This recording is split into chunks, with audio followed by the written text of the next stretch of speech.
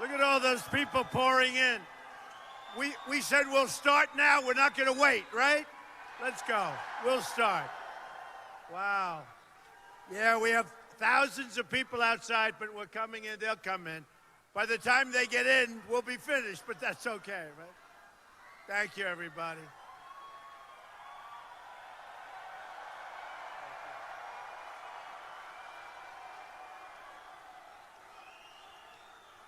So I know a lot about Syracuse.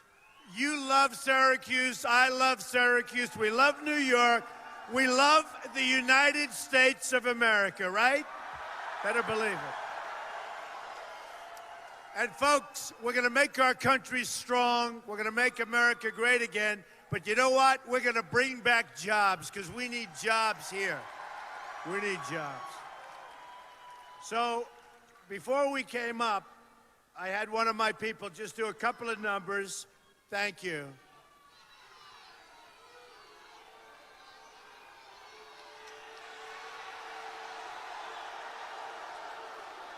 Get them out.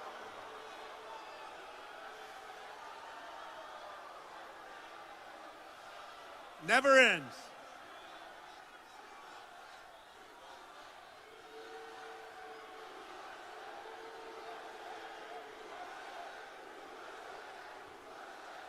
Folks, we're going to take back our country. We're going to take back our country. Believe me. Believe me. So before I came up, I had one of my people, I said, go to the books, the real straight books. Tell me, and I know all about Syracuse. I've been up here so many times. I have so many friends. I do happen to love your basketball team. They did a good job, right? They did a good job. And you happen to have an excellent coach. I don't know if you agree, but I think you have, he's been doing that a long time, and he's kept it good, and you really do have a great thing. And, hey, Jim Brown was great, right? But, Jim Brown, I've always heard, was a better lacrosse player than even a football player. I don't know if anybody's heard that. But great. Just a great, great history. Thank you.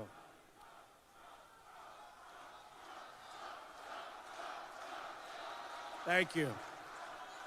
Thank you very much, everybody. Thank you very much. So I did a little research. The number of manufacturing jobs has been cut in half in Syracuse, in this area, been cut in half in a very short period of time, folks. We got to do something about it. We're bringing our jobs back. Syracuse lost 40% of its manufacturing jobs since 2001.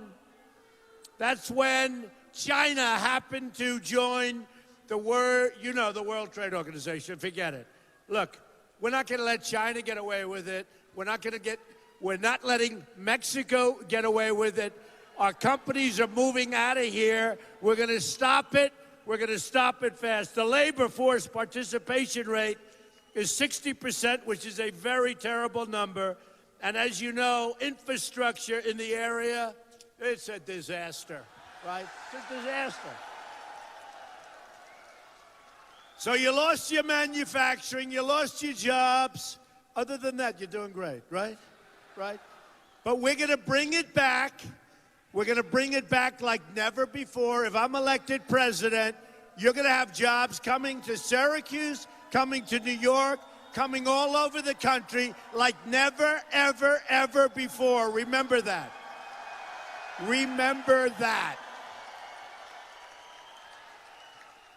So many, thank you, folks, thank you. Do we love our New York crowds? Do we love this? Man, it's good to be back. We've been all over the country. We've been doing really well. We have millions of votes more than the second person, who, by the way, Lion Ted. He's a lying guy. He can lie with the best of them. Or, a really good liar, though, doesn't get caught. He gets caught all the time. Remember what he did with Ben Carson, right? He said he has left the race. During the election, he's left the race. He didn't leave the race, and he picked up votes. But just remember this, folks. Ted Cruz does not like you, and he does not like New York. Now, you can say what you want, but that's it. Now, he's also in third place. So remember this. Kasich voted in favor of NAFTA. He's a believer in NAFTA. NAFTA destroyed New York State, New England, so many different places. We've lost our jobs to Mexico. We've lost our jobs all over. We are going to straighten it out. But the two people that are running against me, and they're not doing very well, that I can tell you, but they shouldn't do very well. All right, remember that. So we're having a good run. Don't believe the polls. Do not. You know, I had one poll come out today that's so high, I don't want you to believe the polls. Pretend we're losing. You know, I always tell politicians before I became a politician, but I'm not a politician, I'll never be a politician. But I always said, I've always told them, pretend you're a little bit down, because here's the key. On Tuesday, you have to go out and you have to vote. You have to get your friends, because we have a movement going on. It's a movement like they've never seen in this country.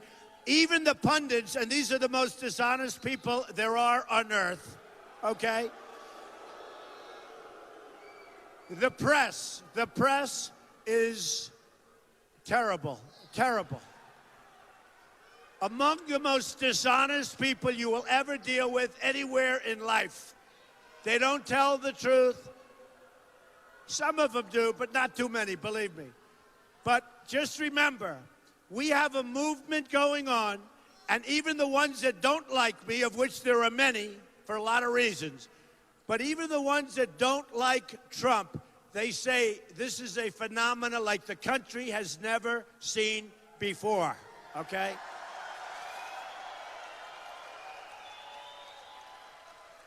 And the only way we keep this phenomena going, you know, I go to Mobile, Alabama. We had 35,000 people. We had 21,000 the other night in Albany. Albany's got the same problems you do.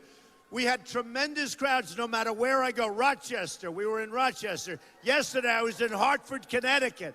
I was in Pennsylvania, Pittsburgh. Good football town. But we were in Pittsburgh. We had tremendous crowds no matter where we go. It's a movement like they've never seen before. It's a movement that maybe isn't going to ever happen again. And the only way you stop the movement is if we don't do a good job on Tuesday. That's what it is. We have to keep it going. You know, one of the, and you know what? Let me just tell you very simply. I'm self-funding. I'm putting up my own money, okay? Is that smart? I don't know. You know, I always say I never get enough credit for that. I never get enough credit because when somebody looks at me, nobody thinks that, oh, well, he's putting up his own money. Let me tell you what it means. These guys, these politicians are all bought and paid for. Remember it. Remember it. Look, I used to be the ultimate establishment person 9 months ago. I was like the perfect person. I gave massive campaign contributions to everybody. I mean, I was like, but I saw the system, and the system's not working. And the system is all rigged as far as the delegate stuff is going. Now, look, I guess I'm complaining because it's not fair to the people. The people have to be, but when you look at what happened in Wyoming and what's happening there, when you look at what's happening in Colorado, where the people never got a chance to vote, and they're going nuts out there, they're angry, the bosses took away their vote, and I wasn't going to send big teams of people 3-4 months ago, have them out there. Again, I'm self-funding. You know what? You will appreciate, because you're business, a lot of business people here. And we're going to cut regulations, by the way, and we're lowering your taxes, big league, big league.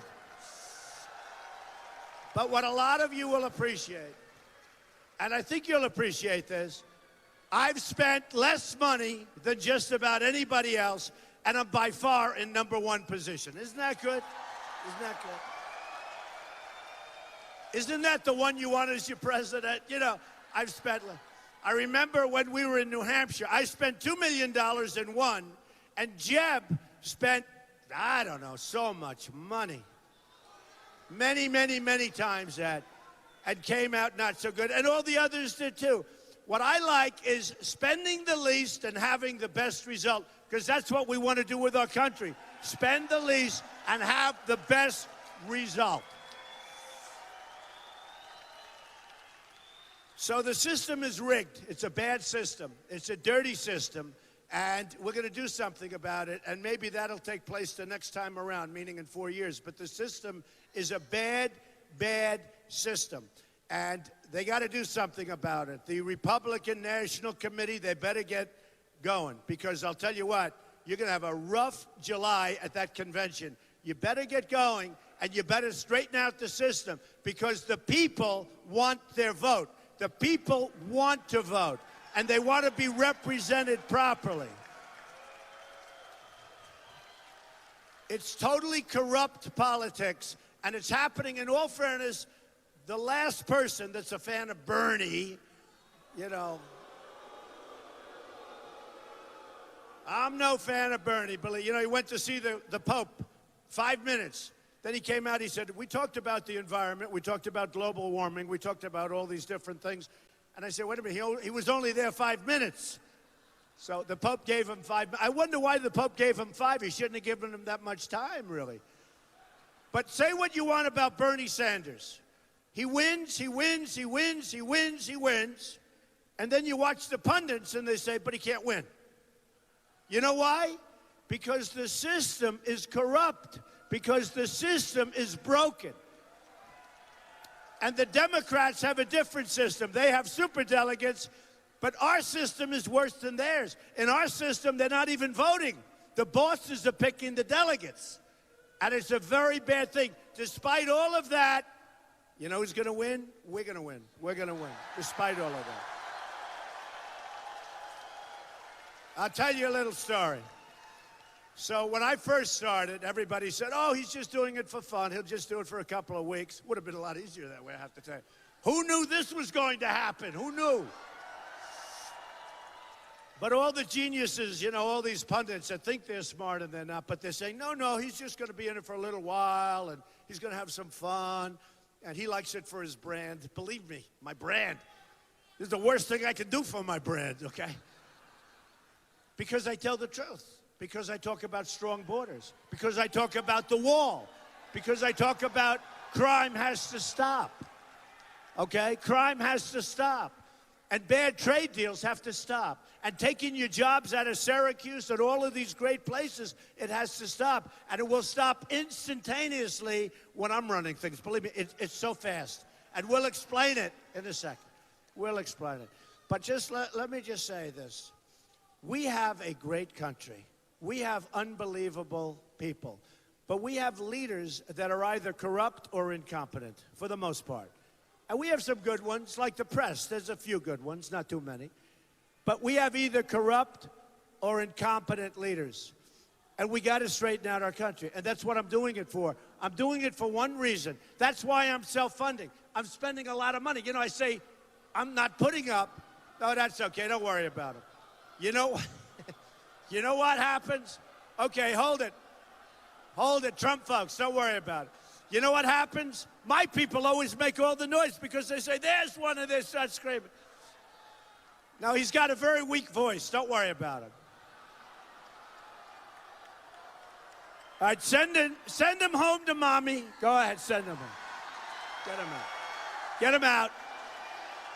Get him out.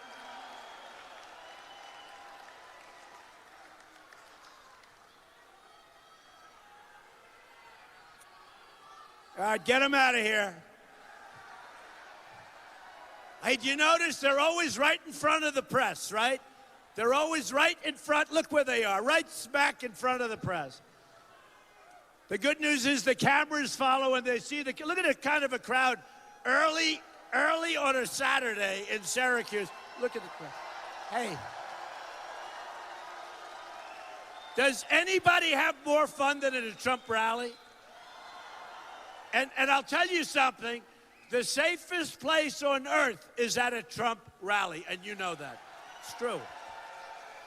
They like to act like a big deal, you know. Like this guy, he raises his hand, and they're going to say, massive protest at Trump rally, because they lie. They're like Lion Ted. They lie. All right. It is a little funny, though. Oh, here's another one. Here's another one. You know, the biggest problem, though, are my people. Seriously, because my people get all excited. Here they are, here they are. You can't even hear the person. But that's okay. I love my people. If my people want to, if you feel good doing that, go ahead, do it. Go ahead, get them out. Get them out. My people are the greatest. I have to let them do it. I always say don't pay any attention to them. We'll speak over them. But my people always like to point and go crazy. But that's okay. All right, get them out. Get out of here, please. Get out. Go.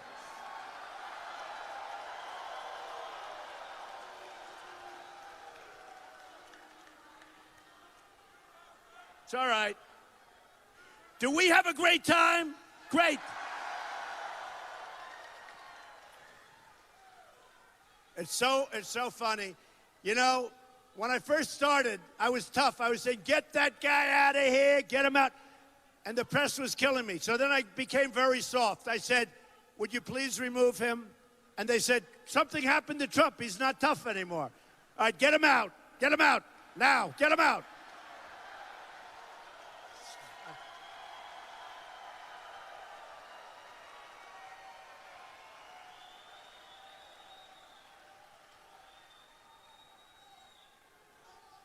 You know, the problem is it's so densely packed, it's hard for the police to get over here.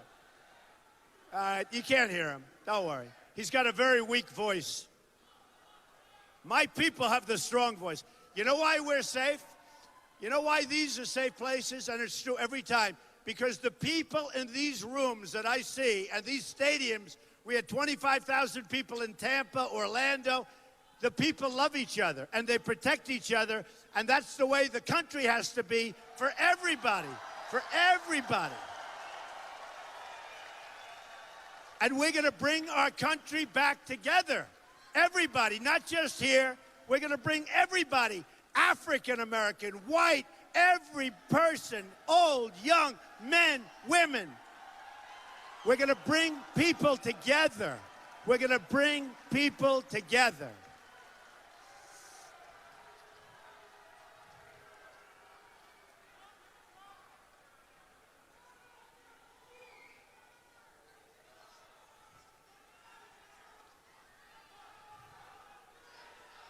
Is he gone? Gone? Folks, seriously, I'm totally serious. Look, we have a country that's got tremendous problems. We have 19 trillion in debt, soon going to, think of it, trillion. Nobody even knows what $1 trillion is. Going to 21 trillion because of the horrible budget deal that was just made 3 months ago. So here's the story. We are going to unify our country. You know, people don't think of me necessarily when they think of unification. I'm a unifier. I'm somebody that gets along with people, all people. We're going to get along great. The workers, we're going to get along so great. We're going to have everybody in this country pulled together, and we have to. We're a country. We're a country. We're going to have strong borders. We're going to let people in, but they're going to come in legally. Remember that, legally.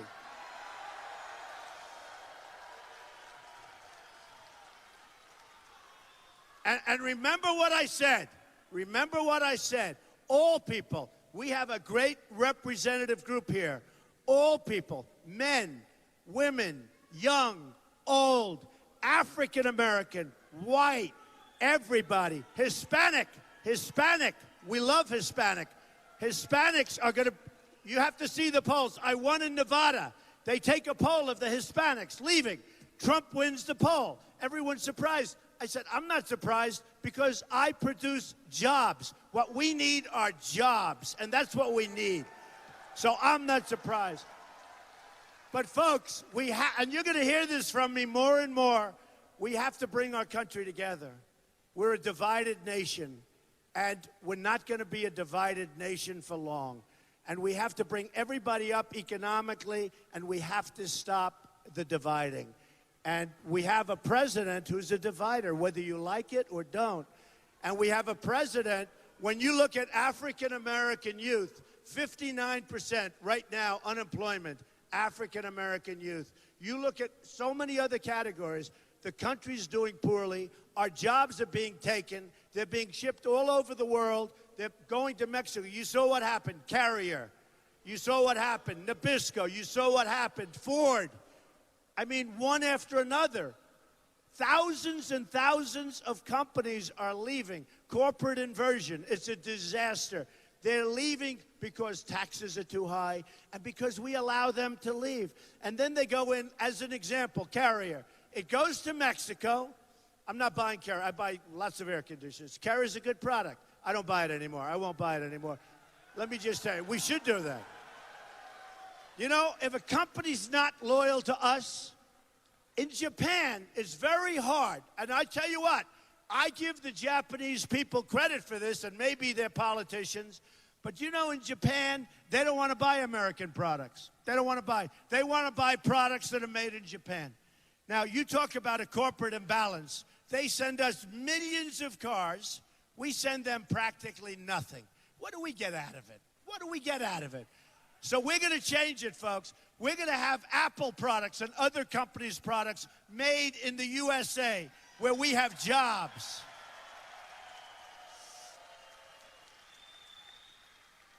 And it's going to bring us together, because jobs is like the great equalizer. Jobs will bring us together. Strong, real strong economies. I'm not talking about the economy. Right now, even the other side admits that the jobs we have are called bad jobs. They're bad jobs. They're not good jobs. The 5% unemployment number is a total phony number. It was made up by politicians to make them look good. Our real number is in the 20s. And you know what, honestly, if it was really 5%, I wouldn't have all these people here. Despite the wall, despite the border, despite the security, despite the fact I'll do the best job with the military, we still wouldn't have all of these people. We still. So we're going to get smart. We're going to get really smart. Now, take an example, Carrie, because I want to talk about jobs. When I'm here at Syracuse, I want to talk about jobs for a specific reason. Because you're being drained. You're being drained. And I give credit that you stay here. You're being drained. You love your community. It's beautiful. It's great. You love your people. You love your house. You don't want to leave because some politicians don't know what they're doing. Just hold on, folks, because I'm telling you, I'm bringing them back, okay? It's going to be brought back. And I'm going to be very loyal to New York State. I'm going to be loyal because this is my place. This is my place. Remember that. Remember that. You know, you have these guys like Ted Cruz, where he talked about New York values. He talked about New York values with hatred in his heart. When during that debate, he looked at me and he thought he was going to make some points. I don't even think he's a very good debater, to be perfectly honest. But he talked about New York values, and you could see there was a lot of hatred toward New York the way he said it. Now he comes and he says, well, I meant liberals. You know, give me a break. This guy is so bad for New York. Look at what happened with Sandy. Look at what happened with the aid for certain things. Look at what happened with the votes that he gave to New York. Guess what? He didn't give them to New York. He was against New York. And remember, Kasich, NAFTA, disaster. It took your jobs, and he voted for it and was in favor of it. And they both want TPP. That's Trans-Pacific Partnership. It's going to make NAFTA look like a baby. It's going to make NAFTA, Trans-Pacific Partnership, 6,000 pages. Every country in that deal has read every single word, and they've negotiated every single sentence. And our people, I bet you we have nobody practically that even looked at the document. We just signed these stupid deals, and we get ripped off and wiped out. TPP is going to take the jobs that you have remaining in Syracuse and in New York State. It's going to take them away. We have to stop it. It's another Obama deal. Obama is the worst negotiator in the world, except when it comes to negotiating with the Republicans. He always gets what he wants, right? So here's the story. We're going to make things great. We're going to go to companies that want to leave, and we're going to say, you want to leave. Take Carrier. I use Carrier as an example. They left a wonderful location in Indiana. They left a wonderful location, 1,400 people. It looked like they had some wise guy, mid-level manager. You all saw the clip on television. He gets up, he goes, "We're moving to Mexico, thank you." It's like everybody fired. They've been there for 25, 30 years, 35 years. "We're moving to Mexico," he says. So here's my story. You know, my wife and my daughter, Ivanka, Melania, they all say, and my kids, they say, "Hey, Dad, you're really, really, really smart. Why don't you act a little more presidential? Would be good." I said, "I can't act presidential until I finish the victory, right? We gotta win." They want me to be nice. Remember Jeb Bush when he said, "I don't like Donald Trump's tone"? Well, here's the problem. Here's the problem. They're chopping off heads in the Middle East. They're drowning people in the Middle East. If you're a Christian in the Middle East, you don't even have a chance. And if you're a Christian in the Middle East, you can't even come to this country. If you're Muslim, it's easy. If you're Christian, it's impossible to come into this country, okay? That's no good. So here's the story. They're chopping off heads. They're drowning people 50 at a time in these massive, heavy steel cages. Boom, drop it in, pull it up a half an hour later. And I have Hillary, and I have Jeb before he lost. But I have Hillary saying, "I don't like the tone of Donald Trump." Folks, we need a tough tone, believe me. We need a tough tone. Believe me.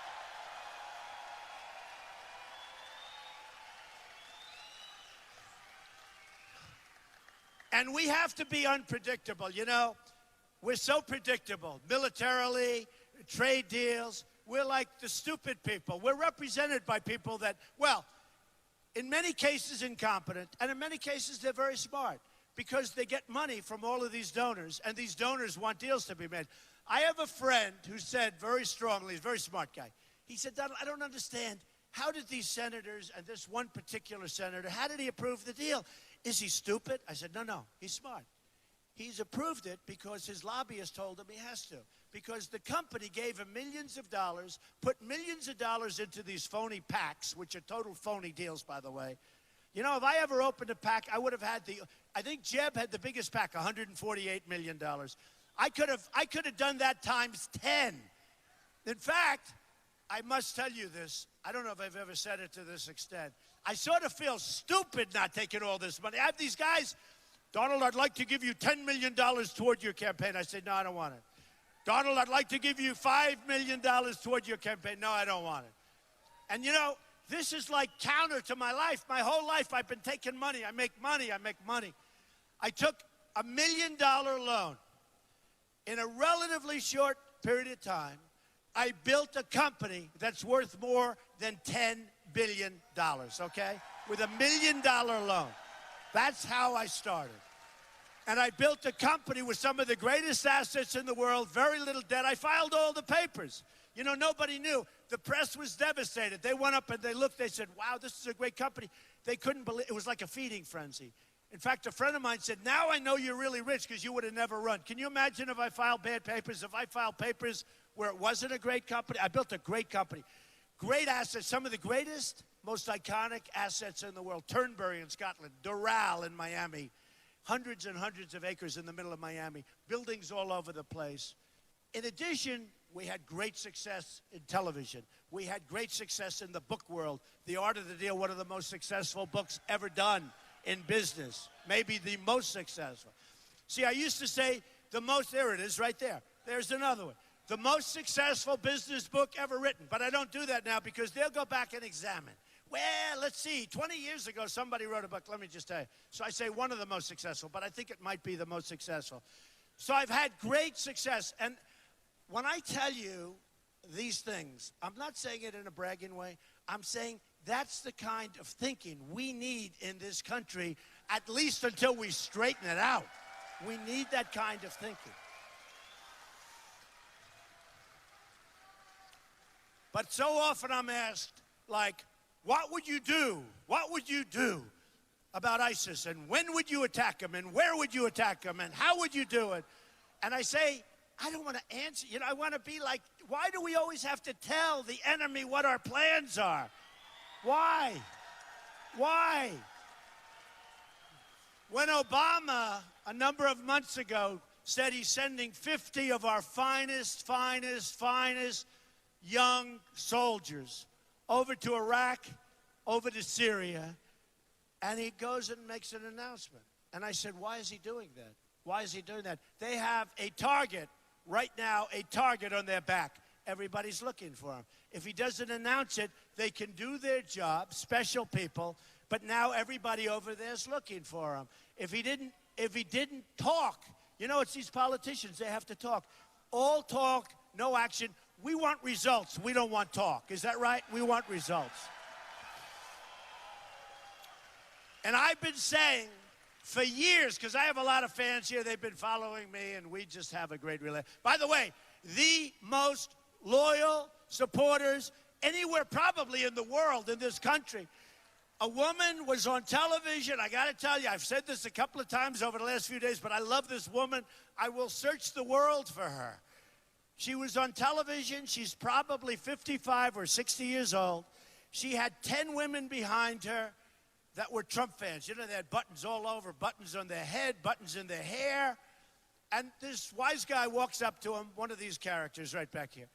Walks up. Look at all those live television shots. Every time I got to be live, I'd like not to be live so we can really open up. But, so he's on television.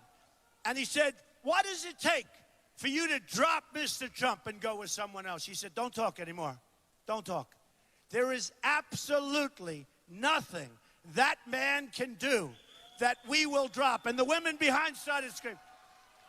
And I told people, I said, and you know what I wanted to do? I wanted to get up and hug and kiss that television set. But we have the most loyal, and we have the smartest people, too. We have the smartest people. There was a time when they say, oh, these are the least educated. Let me tell you, we have the smartest people. And the polls in New York are saying, I have the top educated, and I have people without a lot of education. I'm winning with men. I'm winning with women. We're winning with every single category. Now, you got to get out and produce on Tuesday, but we're winning with every single category. Every single. So here, I have to go back because, we're going to talk for a second about the border, but we're going to talk about Carrier first. So I'm going to call Carrier, and I'm going to say congratulations on your new plant. I'll bet it's going to be lovely. And I have to do this. This is why my kids say, don't do it yourself. I say, I have to. This is too easy, okay? Now, I have the greatest business people in the world endorse me. Carl Icahn, great business people, endorse me. These are people that will represent us with trade deals, not political hacks that get taken to the cleaner. I have guys that can't sleep at night. They turn and toss and sweat. They can't sleep because all they can think of, they're consumed with doing this deal. They want the best in the world. And I know the best. I know guys that are overrated. I know people you never heard of that are better than all of them. But these are people that don't sleep. They toss and turn and sweat. All they can think about, and they'll be thinking about the deal with China, the deal with Japan, the deal with Mexico. They don't want money. They don't even want to do it beyond the deal. They will make the greatest deals. It'll bring our wealth back, and it'll bring our jobs back. And with Carrier, but I have to do it myself because it's too easy. Now, Carrier could be Ford, could be Nabisco. Nabisco's leaving Chicago. They're moving to Mexico. Their big plant, moving to Mexico. No more Oreos, folks. I'm not eating Oreos anymore. So listen. So with Carrier, I called the president of Carrier. This is President Trump calling. Can you believe I'm talking to an air conditioning guy? Can you believe this? But I have to do it myself. My daughter would go crazy. She said, Dad, that's not presidential. I'd say, who cares? It's too easy. They said that in the last debate. They said, Dad, you're winning every debate. Every debate they say I won. You saw that, the polls. Drudge, who's an incredible guy, by the way. Drudge. He's incredible. Matt Drudge. But Drudge has a poll. Time Magazine has a poll. Slate. They have like 7 or 8 polls. Every single debate I've won. Every single debate. I didn't even know if I could debate. I never did this stuff before. That's what the politicians do. But every single debate. What happens is I call Carrier. I say, look, here's the story. You are going to pay, first of all, enjoy your plant, enjoy your life. But you just left 1,400 great people in Indiana, and now you're moving to Mexico. And you think you're going to make air conditioning units and sell them to the United States, and there's not going to be tax? Well, there you're wrong. You're going to pay a 35% tax on every single unit you sell to the United States. Every single unit. These companies that are leaving us have to know that when you leave us and you fire all our people from Syracuse and Albany and Rochester and all of the places that I'm going to, and Bethpage, which was an unbelievable rally, but when you fire, I went to Suffolk, which I know all my life. I love Suffolk. I mean, I see all these empty factory buildings. It's ridiculous. You have to know when you move to Mexico or wherever you go, but when you move to Mexico, that if you move, there's going to be a penalty. It's going to be, we're going to tax your product when you come back in. And you know what, folks? We may have lost those jobs, but we're going to reduce the hell out of your taxes because we're going to make a fortune when they sell their product to us, okay? But and the politicians have never figured it out. You know, it's called corporate inversion. They don't even know what that word is. It's called corporate inversion. They never figured. They're working on a plan. They want to keep companies. They've been working on this plan for 5 years. They don't have a plan. Here's the plan, folks. I'm a conservative. I'm a free trader. But when you free trade, you have to have smart people representing you. We have very, very dumb people. And we have people that are all taken care of by the money people and the special interests. And I see it. Because, by the way, I have had $94 million in negative ads. And you know, it's by people that I never even met. Who the hell is the Ricketts family from Chicago? They put up millions. They own the Chicago Cubs. I have a great building in Chicago. I think the Chicago Cubs are going to do terribly this year, okay? You want to know the truth. I don't even know who these people are. But you know what? A guy named Singer. Who the hell ever heard of it? I'll tell you a little secret. I was surprised because I thought I was friends, Koch brothers. I thought I was their friend, but somebody said they're linked to a certain PAC. The reason they want to not have me get elected is that I know the game better than any of them know it. I know where the skeletons are, folks. I know all about the games. I know them better than they know them. And they don't want it. Plus, they don't like the fact, one of them said, we hate the fact that Donald isn't, I know most of these people. We hate the fact that Donald doesn't want any money. Because if I don't want any money, they don't have any control. Does that make sense? They have no control. They have no control. So I tell Carrier it's a 35% tax on every single unit you sell in. And now we're going to have a real border. We're not going to have a Swiss cheese border. Right? And by the way, the Border Patrol, 16,500 Border Patrol agents endorsed me last week. First time they've ever endorsed a presidential candidate. And Sheriff Joe Arpaio, who's a great guy from Arizona, there's nobody tougher than Sheriff Joe on the border. Sheriff Joe endorsed me. So we know who's going to be the border. We're going to have a real border. And here's what Carrier's going to say to me. They're going to say, Mr. President, you can't do this. You can't. I said, oh, yes, I can. And then about 24 hours, I will be inundated with calls from people, special interests, lobbyists. But I don't care about these people. I don't care. They didn't give me anything. I don't want their money. They didn't give me anything. So I'll be inundated. I won't take the call. I won't even bother talking to them. Why should I talk to them? It's a waste of a call. And I will get a call, I guarantee you, within 24 hours from the head of Carrier saying, Mr. President, we've decided to stay in the United States. That's what's going to happen, 100%. And by the way, that's 100%. That's not like 89.3. That's 100%. So here's what we have to do. We're going to build a tremendous border. We're going to have a great border. We're going to have people come in. We want people to come into our country. They have to come in. But they're going to go through a process and they're going to come in legally. But we're going to build a wall. And it's going to be an incredible wall. It's going to be a real wall.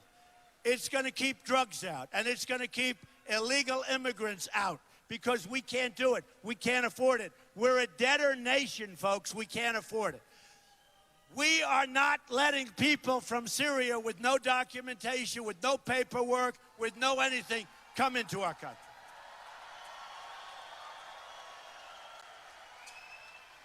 And if they do come in, we're going to have to sadly send them back. We cannot take them in our country.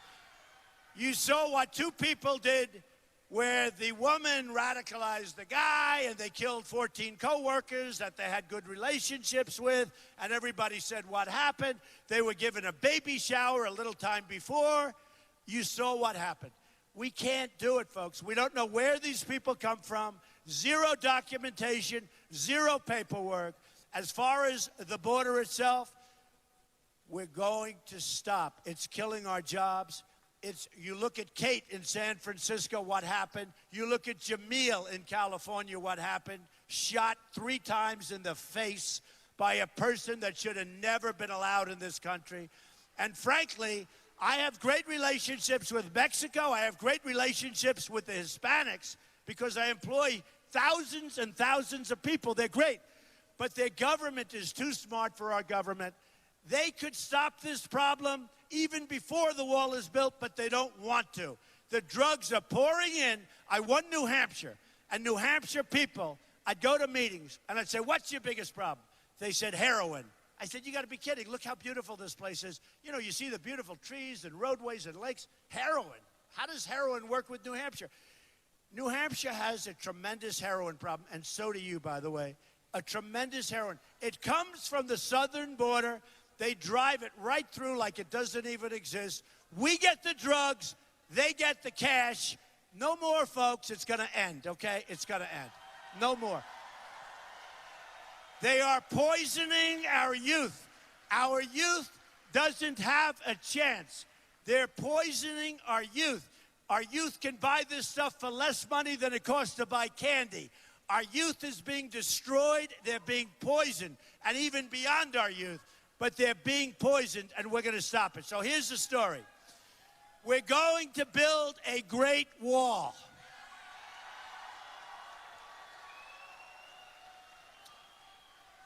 Who is going to pay for the wall? Who? By the way, 100%.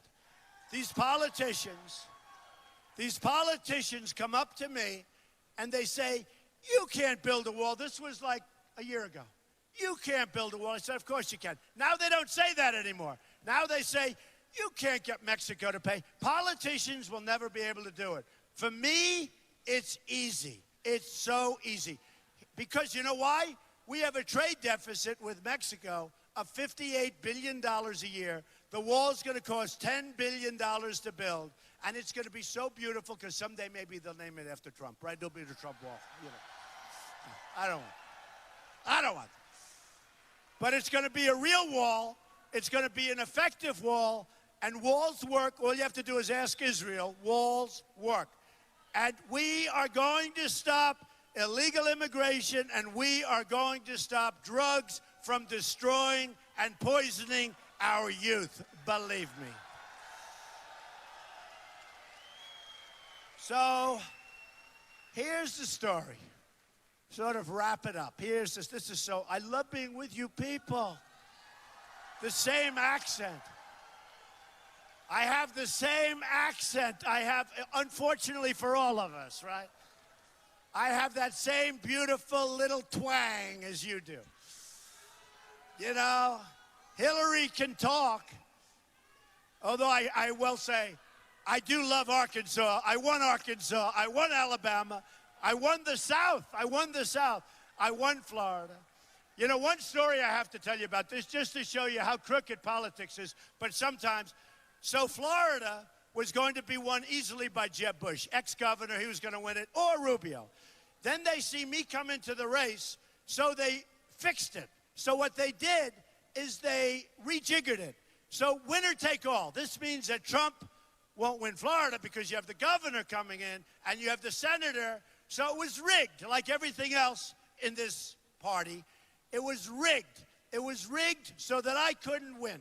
So now, winner take all, 99 delegates, just about the top outside of California, where I think we're going to do great, by the way. 99 delegates, winner take all. They changed it so that I wouldn't get any delegates. Then they do a poll. Now it's changed. Then they do a poll. Trump, 48. Bush, 12. Rubio, 14. And they say, oh, my God, what did we do? We got to change it back. And I end up winning the state of Florida in a landslide. So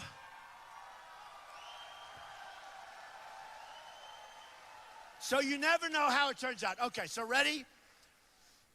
We are going to rebuild our military so it's bigger, better, stronger than it ever was before. Ever. And by the way, I love this lady. I love this lady. I love this lady. Yeah. Take your time, fellas. Take your time. Take your time. I love you, man. This is a great guy. He was probably waiting here 5 hours. We love you. Hey, give me.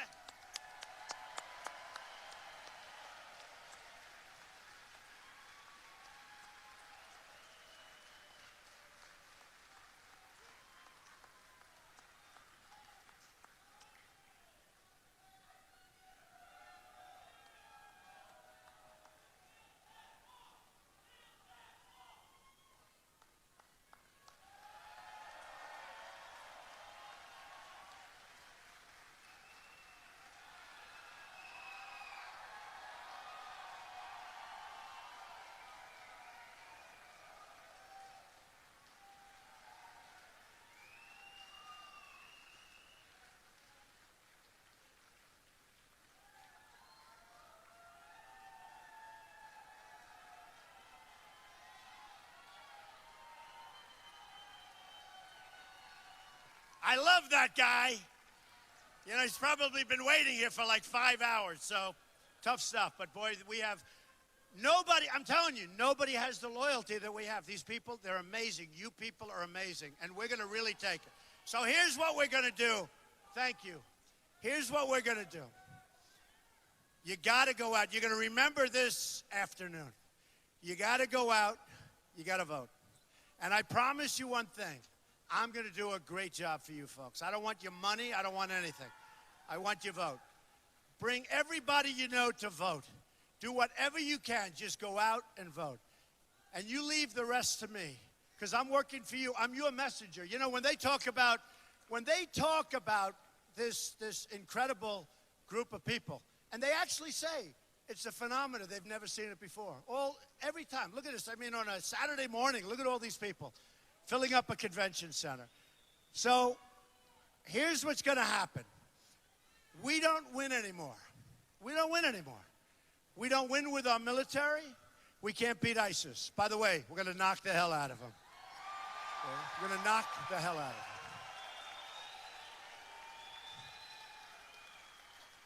We don't win for our great vets. We're going to win for our vets. We're going to take care of our vets. These are our great people. We don't win on trade. We never win on trade. We're losing billions and billions and billions of dollars a year, more money than anybody's ever heard of. We're going to win on trade. We're going to win with education. We're going to get rid of Obamacare. We're going to get rid of Obamacare, remember. Just remember I said it. It's going to fall of its own weight anyway by 17, but we're going to get rid of it. We're going to repeal it and replace it with something so much better for so much less money. We're going to get rid of Common Core, and we're bringing our education local. We're going to go local.